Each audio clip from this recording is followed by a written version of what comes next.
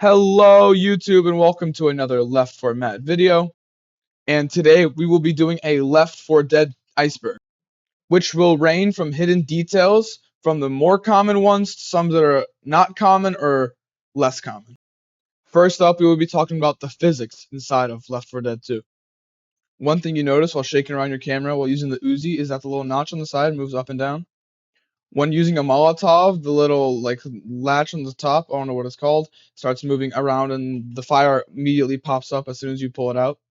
When using a med kit or holding it, if you move your camera around certain directions, the flaps and the zippers start moving around in the opposite direction that you are moving your camera in.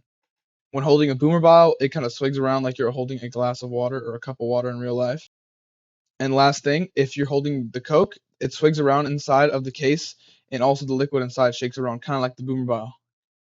Next thing we'll be talking about is an actual detail, and it is Patient Zero inside of No Mercy.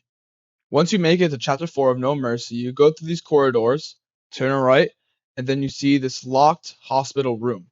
Once you make your way inside, you see a zombie on the floor with a pool of blood, a bag of blood, a bed, and stuff you see in a regular hospital room.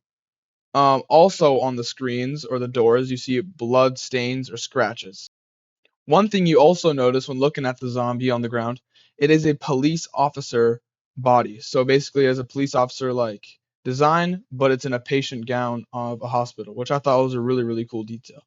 The community was led to believe this is Patient Zero because of all the restrictions they have on his room. They have a bunch of locked doors. They have like tape, like hazard tape and everything like that around it, which they wouldn't have for regular hospital room. So everyone was led to believe this is the first ever patient of the green flu, and they did have no idea what to do with him. Next, we'll be talking about is the man in the church inside of Death Toll. Once you make your way through Death Toll, you will be greeted by a nice man who will say a bunch of random dialogue. Who's there? Is someone there? I've got a bell in here. I trusted you. You said you were immune? You said you were immune. As you can hear from this random man's babbling, he was bitten by a survivor he let through. And then the person turned and bit him while they were a zombie.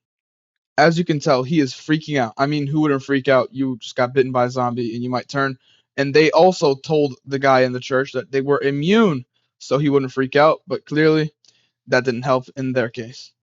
He also says way more dialogue, so just listen. No! You think you're special with your leather jackets and your fancy blood? What? I'm gonna ring this bell. I'm gonna ring the bell. And they'll come and they'll finish the job. As you can hear, this man kind of sounds like he's describing Francis, okay? No, but really, I think there was a group of survivors that were also bikers like Francis that walked through, and they bit him, but then they said they have fancy blood, maybe because they're immune carriers or something, but he doesn't trust them, and then he proceeds to ring the bell so zombies can come and eat us. And then after we fight the horde of zombies, he has some more dialogue, and then eventually, you know what? Just see what happens.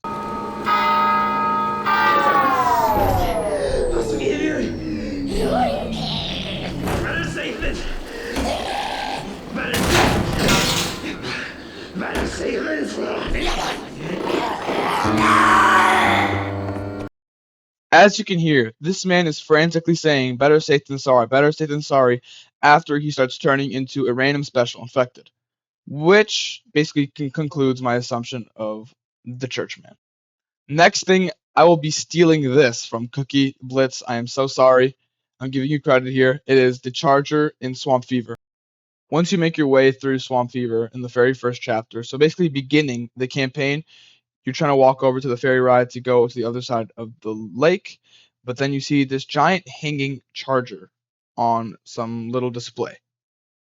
I don't have any explanation for this. I just thought it was a really cool detail and wanted to briefly mention it. Next, what we'll be talking about is a fan favorite of the whole Left 4 Dead community, which is Jimmy Gibbs Jr. on Dead Center. So everybody knows Jimmy Gibbs Jr. is a very rare find in Left 4 Dead 2. He is an uncommon infected, which means he's a regular common infected, but with some extra perks. So basically, the thing is, he spawns every 15 days, in real life days, and has a 33% chance And inside of my video that I uploaded recently, 8 players, which you should go watch, by the way. It is a really good video. Jimmy Gibbs Jr. spawns. I will put the clip up right now. Yes, on me.